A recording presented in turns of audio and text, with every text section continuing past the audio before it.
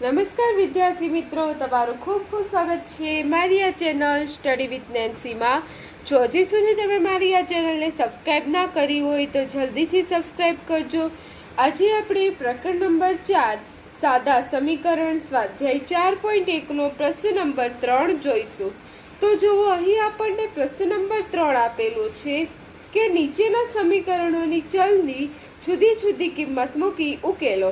કે નીચે જે સમીકરણ આપેલા છે એમાં ચલ કે જે ચલ x y z હોય છે એ ચલમાં આપણે જુદી જુદી કિંમત મૂકવાની, જેમ કે 1 2 3 4 એવી અલગ અલગ કિંમત મૂકીને આપણે તેનો જવાબ લાવવાનો છે।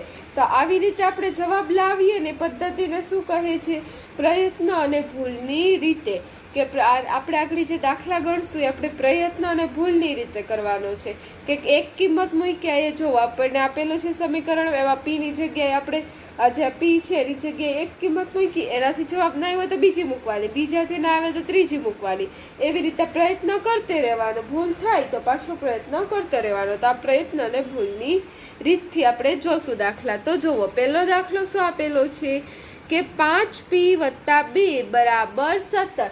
તો હવે આ જે સમીકરણ છે એમાં આપણે p ના સ્થાને અલગ અલગ કિંમત મૂકશું, અને જ્યાં સુધી p ને આપણે યોગ્ય કિંમત ના મળે, કે આ બાજુ ના બાજુ બંને બાજુ સરખો જવાબ આવી જાય તો આપણને p ની કિંમત મળી ગઈ, એવી રીતે આપણે કહી શકીએ। તો પહેલા તો આપણે p = 1 મૂકીને જોઈએ। તો p = 1 મૂકતા શું થશે? ડાબી બાજુ મૂકીએ પહેલા। તો આ જે કહેવાય એને ડાબી બાજુ કહેવાય, ડાબા એટલે ડાબી બાજુ। તો ડાબા બરાબર 5p + 2। તો આપણે p ની જગ્યાએ કેટલા મૂકવાના છે? 1, એટલે 5 કૌંસમાં 1 + 2। હવે જુઓ, આ બંને વચ્ચે નિશાની નથી એટલે ગુણાકાર થાય, 5 એકુ 5। હવે 5 અને +2, તો 5 ને 2 કેટલા થશે? 7 થશે। તો અહીંયા તમે જોશો કે આ ડાબા બરાબર આપણને શું મળશે? 7 મળશે, અને જબા બરાબર કેટલા છે? 17 છે। જબા બરાબર 17 છે એટલે શું થશે? માટે ડાબા ઇઝ નોટ = જબા, કે ડાબી બાજુ ને જમણી બાજુ સરખી થતી નથી, કેમ કે ડાબી બાજુ કેટલી છે? આપણને 7 મળે છે, જમણી બાજુ 17 મળે છે, બંને સરખા નથી। તો હવે આપણે શું કરશું કે આમાં જે કિંમત છે p = 1 મૂકી હતી, હવે એવી જ રીતે બીજી કિંમત મૂકીને જોઈએ, p = 2 મૂકીને જોઈએ। તો હવે p = 2 મૂકશું તો શું થશે? ડાબા બરાબર ડાબી બાજુ એની જ રહેશે કે 5p + 2। હવે અહીંયા આપણે શું કરવાનું છે? p ની જગ્યાએ 2 કિંમત મૂકવાની છે, એટલે 5 × 2 + 2। હવે તમે જોશો 5 × 2 = 10, 10 + 2, તો 10 ને 2 કેટલા થાય? 12, એટલે ડાબી બાજુ આપણને કેટલી મળી? 12। હવે એવી જ રીતે જમણી બાજુ જબા, તો જબા કેટલા થાય છે? 17 થાય છે, જમણી બાજુ આપણને 17 કિંમત આપેલી છે। તો ડાબી બાજુ 12 ને જમણી બાજુ 17, તો આ પણ શું થશે? સરખું થશે નહીં, એટલે આપણે શું લખશું? ડાબા ઇઝ નોટ = જબા, ડાબા અને જબા સરખા નથી, એટલે p = 2 ઈ પણ આપણો જવાબ આવશે નહીં। હવે આગળ જોઈએ। હવે આપણે p = 1 અને 2 લઈને p = 3 લઈને કિંમત મૂકશું, p = 3 લઈને। તો હવે ડાબા બરાબર 5p + 2 = 5। હવે p ની જગ્યાએ કેટલા મૂકવાના? 3, એટલે 5 × 3 + 2। તો હવે તમે જોશો 5 તેરીને 15, એટલે અહીંયા શું થશે? 15 + 2, તો 15 ને 2 કેટલા થાય? 16 ને 17, એટલે ડાબા આપણને કેટલા? 17 મળી ગયા, અને જબા, તો જબા કેટલા આપણા હતા? જમણી બાજુ એ 17 હતો, એટલે અહીંયા પણ આપણે 17 લખી દેશું। તો અહીં જુઓ 17 = 17 આવી ગયું, એટલે શું લખશું? માટે ડાબા બરાબર જબા, ડાબી બાજુ અને જમણી બાજુ આપણને સરખી મળી ગઈ। તો જો આપણે આગળ જોયું હતું કે આમાં સરખી ના મળી, આમાં ના સરખી મળી, આમાં સરખી મળી ગઈ।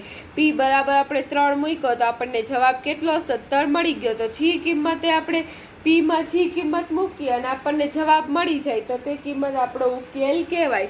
તો આમાં શું થશે?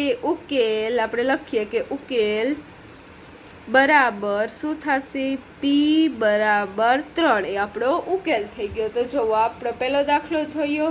હવે આપણે દાખલા નંબર 2 જોઈએ। હવે જુઓ, બીજો દાખલો આપેલો છે 3m ઓછા 14 બરાબર 4.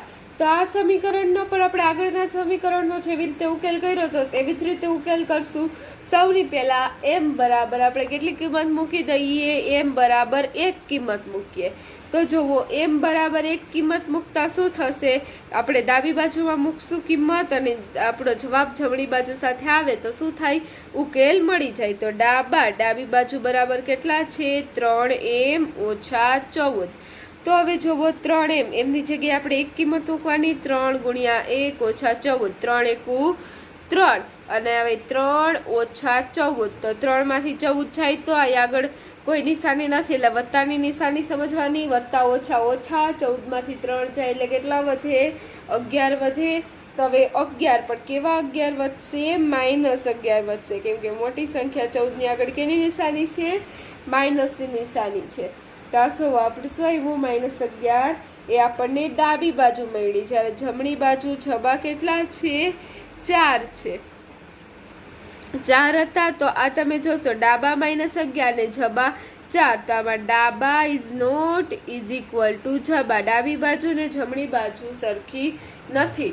તો હવે તમે જોશો કે આમાં -11 અને 4 વચ્ચે ઘણો ડિફરન્સ છે, ઘણો અંતર છે, ખૂબ જ વધારે અંતર છે.